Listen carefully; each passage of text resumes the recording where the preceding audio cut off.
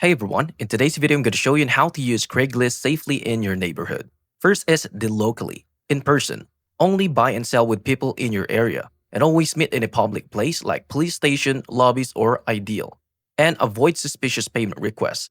Never wire money or accept cashier's check and money orders or overpayers. Now, cash in safe when meeting is face-to-face. You can also watch for scams. Ignore vague messages for all type of typos. Don't click on strange links or give out personal information like email, social security number, and don't share verification codes or respond to requests like prove you are real. And you can also use Craigslist anonymous email. Hide your real email and phone number by using the Craigslist relay system, and then you can trust your gut. If something feels off, walk away. Better safe than scam. You can also report suspicious activity. You can use Craigslist flag feature or report to the Internet Crime Complaint Center, which is the IC3 government. And that's it. If you find this video helpful, please like and subscribe, and I'll see you into the next one.